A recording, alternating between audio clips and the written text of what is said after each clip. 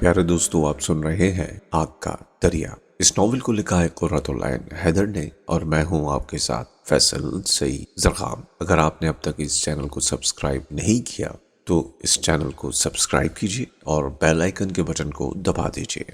आलमी अदब के उर्दू तराजिम के लिए एक नया चैनल तरतीब दे दिया गया है। हमारे वो दोस्त जो आलमी अदब में दिलचस्पी रखते हैं उनके लिए डिस्क्रिप्शन में उसका लिंक दे रखा है, उसे क्लिक कीजिए और उसे ज्वाइन कर लीजिए। आइए बढ़ते हैं नॉवेल आग का दरिया की जानिब।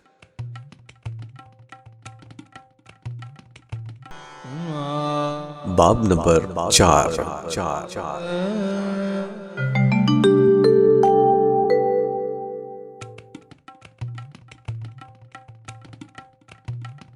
विष्णु गुप्ता। गौतम नीलंबर की कुट्टी में एक शाम हस्बे मामूल महफिल जमी थी। अखिलेश ने जो नया नया तक्षशिला से लौट कर आया था एक नए नाम का जिक्र किया, विष्णु गुप्ता। नीति पर उसके विचार भी सुनने के काबिल हैं। तक्षशिला में तो उसने अपनी जहानत की धूम मचा रखी थी। मैंने सुना है वो आजकल कसमपुर के दरबार में मौजूद है।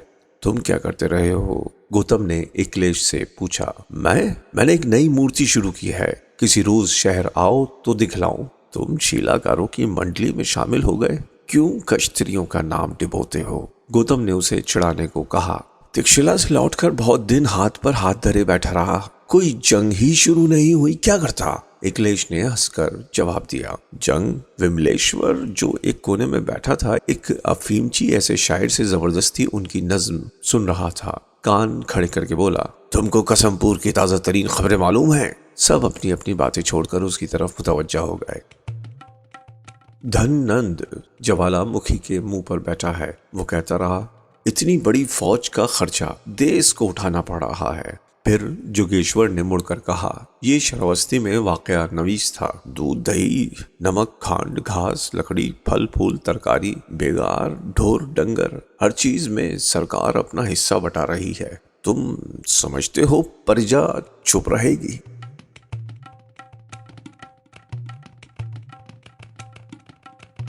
मुल्क के सियासी हालात पर जोर शोर से गुफ्तगू शुरू हो गई। गौतम एक तरफ को खामोश बैठा सुनता रहा। अजीब अजीब नाम लिए जा रहे थे, वाकयात दोहराए जा रहे थे, राय दी जा रही थी।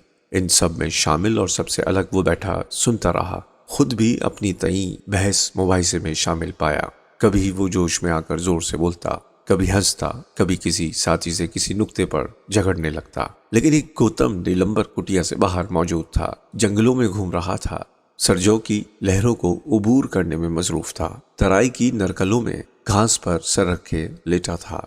जबकि ये गौतम नीलंबर अपने साथियों से मगध की सियासत पर तबादला ख्यालात करने में मुनहमिक रहा। मगध में इन दिनों नंदों की हुकूमत थी जो खुदाए दौलत कुबैर से भी ज्यादा अमीर थे। मगध मुल्क की रियासतों में सबसे ज्यादा ताकतवर था। एक जमाना था जब कौशल भी उरूज पर था। उज्जैन के बादशाह महासीन ने यहाँ की शहजादी से शादी की थी। महाकुशल और प्रसन्नजीत जैसी हस्तियां यहाँ हुकूमत करती थी। अहदे अतीक में जब अयोध्या इस सारे देश की राजधानी थी, इसके सूरमा शहजादे दूर दूर दक्कन और लंका तक मुहिमें सर करने जाते थे।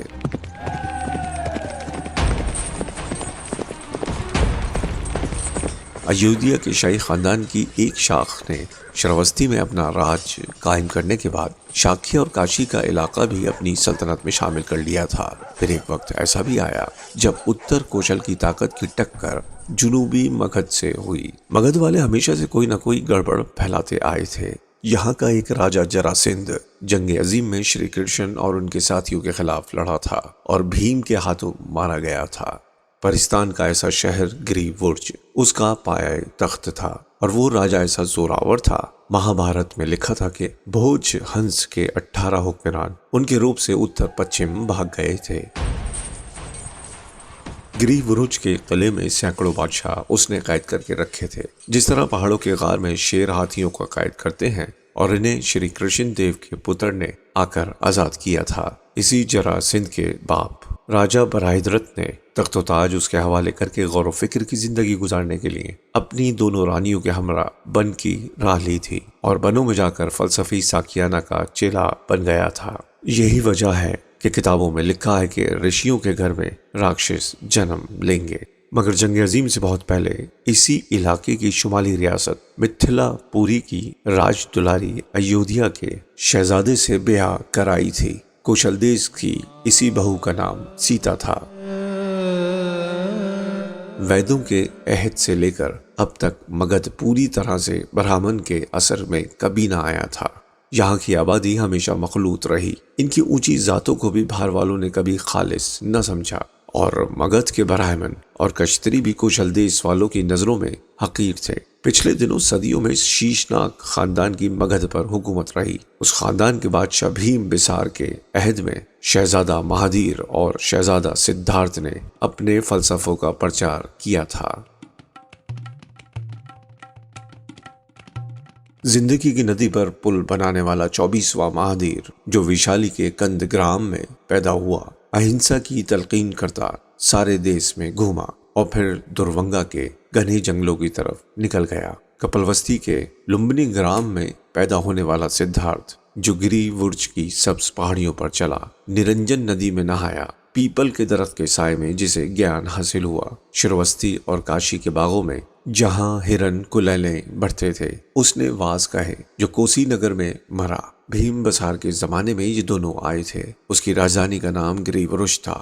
اس کے چاروں اور سرسبز پہاڑیاں تھیں اور خوبصورت دریا، اور اس کی سرزمین شاداب تھی، اور سونا بہا کر لانے والی سون ندی اس میں بہتی تھی۔ کشلیہ دیوی شروستی کی شہزادی مہاراجہ پرسین جیت کی بہن بھیم بسار کی ملکہ نے گری ورش کے اتر میں راجگیر آباد کیا، لیکن اس کے بیٹے اجات سترو نے اپنے باپ کو فاقے دے دے کر مار ڈالا اور خود سنگھاسن پر جا بیٹھا۔ رانی نے اپنے شوہر کے غم میں رو رو کر جان دے دی۔ تب شراوستی کے پرسنجیت نے گرج کر کہا، میری لاڈلی بہن مرنے کے لیے مگدھ نہیں بھیجی گئی تھی۔ اتر کی جمہوریتیں کاشی کوشل کی ساتھی بنی، اور کوسی نگر اور وشالی اور شراوستی مگدھ کے مقابل میں صف آرا ہوئے۔ تب مگدھ کے وزراء نے وشالی والوں کے حملے روکنے کی خاطر پاٹلی گرام کی چھوٹی سی بستی کے چاروں اور ایک فصیل بنائی، مگر اجات سترو جیتا اور اپنے ماموں راجہ پرسنجیت کی بیٹی بیاہ کر لے گیا۔ اس کے پوتے ادے نے کسم پورا آباد کیا۔ پاٹلی گرام، پشپ پورا، پاٹلی پتر، پھولوں کا شہر، پریوں کا شہر، ملک کا سب سے عظیم الشان دارالسلطنت، جہاں سون ندی کے کنارے کنارے دیش ناریوں کے نقرئی بجرے تیرا کرتے، جہاں پاٹلی کی کلیاں بالوں میں سنوارے سنہری آنکھوں والی سنارکشی لڑکیاں مرمری چبوتروں پر رقص کرتی، اور گوتم سدھارتھ نے پیشن گوئی کی تھی کہ ایک وقت آنے والا ہے جب یہ شہر آگ اور سیلاب اور جنگ کے نذر ہوگا۔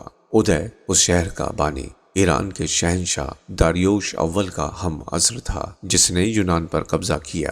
گوتم نیلمبر کو ایران سے بہت دلچسپی تھی۔ اکلیش اور جو دوسرے طالب علم تکشلا سے واپس آئے تھے، گوتم ان سے کوریت کر اس انوکھے ملک کے متعلق پوچھتا۔ پارسیکاؤں کے شہنشاہ جو بہت زبردست اور مطلق العنان تھے، ان کی راجنیتی کے اصول جانے کیا ہوں گے؟ ان کے مذہب میں اگنی کی پرستش مقدم تھی۔ وہ ویدوں کے سارے خداؤں کو پوجتے تھے، وایو کے علاوہ، جسے وہ واہیو کہتے تھے۔ وہ سورج دیوتا مترا کو مانتے تھے۔ ان کی زبان سنسکرت کی بہن تھی۔ سب سے بڑی بات یہ کہ وہ خود بھی آریا تھے۔ مگر دوسرے ملکوں پر وہ حملہ کیوں کرتے ہیں؟ گوتم نے اداسی سے کہا، انسانوں کی ایک جماعت کو دوسری جماعت پر قابض نہ ہونا چاہیے۔ کسی ایک قوم کا دوسری قوم کو تسخیر کرنا، کسی ایک تہذیب کا دوسری تہذیب کی بیخ کنی کرنا غلط ہے، اخلاقی گناہ ہے۔ سیاست کے نظریے کی بات مت کرو کہ ایک مچھلی دوسری مچھلی کو کھاتی ہے۔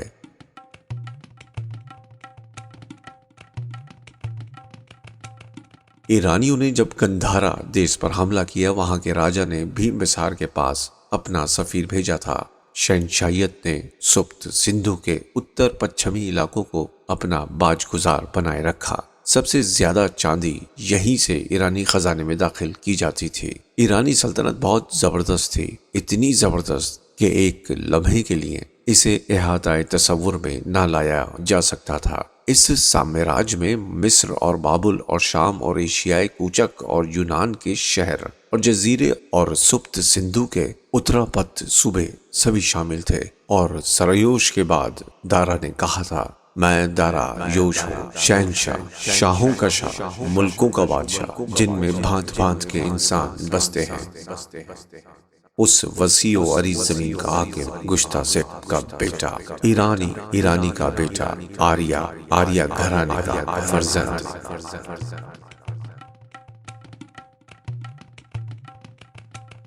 اور اس کے جہازوں کے بیڑے مقدس سندھو کی لہروں پر تیرتے تھے۔ اور داریوش اول کے بیٹے ارتخشیر نے اتراپت کی ان مقبوضات کے متعلق فخریہ اعلان کیا تھا، یہ علاقے جہاں دیو پوجے جاتے تھے، اہور مزدا کی خواہش کے مطابق میں نے ان دیو کے مندروں کی بنیادیں ہلا دیں۔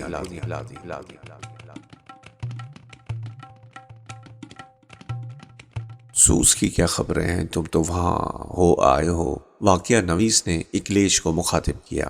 پچھلے دنوں کچھ تاجر پریسیپولس سے جان بچا کر تکشلا آئے تھے۔ وہ کہتے تھے کہ ایران میں بہت زبردست لڑائی چھڑی ہے، کہیں اور جنگ چھڑ گئی؟ وملیشور نے دوسرے کونے سے سر اٹھا کر سوال کیا۔ یاونوں نے جب سے ایران کی غلامی سے چھٹکارا پایا ہے، ایرانی سلطنت کمزور ہوتی جا رہی ہے۔ تمہیں ایک بات بتا دوں، اکلیش نے گوتم کو مخاطب کیا، وشنو گپتا مجھ سے کہتا تھا کہ ہمارے دیش کو بھی ایک چتر انت ریاست کی ضرورت ہے، جس کی دنیا کے چاروں کھوٹ تک وسعت ہو، مضبوط سامراجیہ۔ مجھے مضبوط سامراجیہ نہیں چاہیے، گوتم نے کہا۔ ایرانیوں کی سلطنت ان کے شاہی خاندان کی پھوٹ نے ختم کی، اکلیش اطمینان سے کہتا رہا۔ پچھلے دنوں اروشیر سویم قتل ہوا، پھر اس کے بیٹے کو زہر دیا گیا۔ ان کے یہاں اتنی خون کی ندیاں بہی ہیں کہ اس کے بعد تخت پر بٹھانے کے لیے انہیں کوئی بھائی بھتیجا زندہ نہ ملا، اور وہ ایک دور کے عزیز دار کو پکڑ کر لائے۔ پریسیپولس کے تاجر کہتے تھے کہ داریوش سویم بہت بہادر بادشاہ ہے، لیکن اس غریب کو یاونوں کے سیناپتی سکندر نے شکست دی تھی، جو دور پچھم سے بڑی بھاری فوج لے کر آیا ہے۔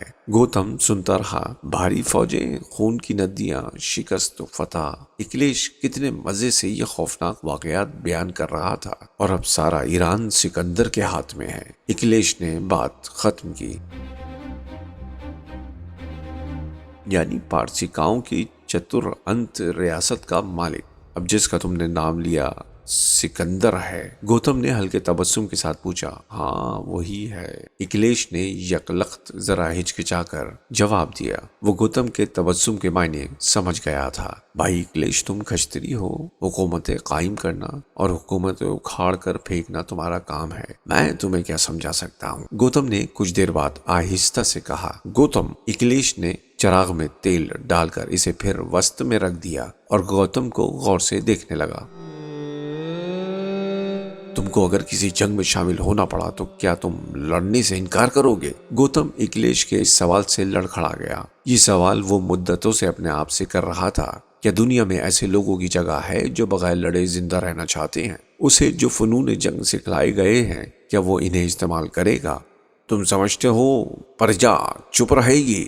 کٹی کے دوسرے کونے میں بیٹھا ہوا جوگیش وملیشور سے کہہ رہا تھا۔ ہرگز نہیں، دوسرے نے جوش سے جواب دیا۔ کوئی دن جاتا ہے، کوئی دن دیکھ لینا۔ گوتم ان لوگوں کی طرف متوجہ ہوا جو مگدھ کے سیاسی حالات پر زور و شور سے تبصرہ کرنے میں مصروف تھے۔ اجات سترو کے پوتے کے بعد مہاپدم نند پاٹلی پتر کے تخت پر قابض ہوا۔ اس کی ماں شودر تھی، باپ نائی۔ یہ مہاپدم پتی نند تھا، بے حد و حساب دولت کا مالک، اور اگر سین تھا، زبردست فوجوں کا سپہ سالار۔ اس کے بعد اس کے 8 بیٹے 12 سال کے عرصے میں یکے بعد دیگرے تخت پر بیٹھے، اور اس لیے یہ خاندان نونند کہلایا۔ اس کا 8واں بیٹا دھن نند تھا، جس کے خزانے ہیرے جواہرات اور سونے چاندی سے پٹے پڑے تھے، اور جس کے لشکر میں 20,000 سوار، 2 لاکھ پیادے، 2,000 جنگی رتھ اور 3,000 ہاتھی تھے، اور جو محصول بڑھائے جا رہا تھا، اور جس کی پرجا بے چین تھی۔ سارے دیش میں برہمنوں اور کشتریوں کا راج تھا۔ سندھو کی وادی میں برہمنوں کی حکومت تھی، لیکن مگدھ میں مہاپدم پتی نند کے عہد سے کشتریوں کی حکومت کا خاتمہ، شودروں کے دور کا آغاز ہوا تھا۔ شراوستی والے مگدھ کے بازیوں کو پہلے ہی کب خاطر میں لاتے تھے۔ براہمنوں کا احساس برتری آریوں کے اس دور کی یادگار تھا جب انہیں ڈنیوب کے ساحلوں پر قبائلی فوقیت حاصل تھی۔ اس زمانے میں روما کا ہم عصر سماج اور فرانس کا کیتھولک معاشرہ کاہنوں، جنگجو سپاہیوں اور عام کاریگروں کے فرقوں میں بٹا ہوا تھا، اور اس احساس برتری کا برہمنوں کے پاس اب بہرحال کوئی علاج نہ تھا، اور گو طالب علم کا فرض تھا کہ وہ نسل اور ذات کے غرور سے بچے، لیکن گوتم اور اس کے جمہوریت پسند ساتھی شودروں کو بہرحال برداشت نہ کر سکتے تھے۔ پاٹلی پتر کا دھن نند جوالا مکھی کے دہانے پر بیٹھا تھا۔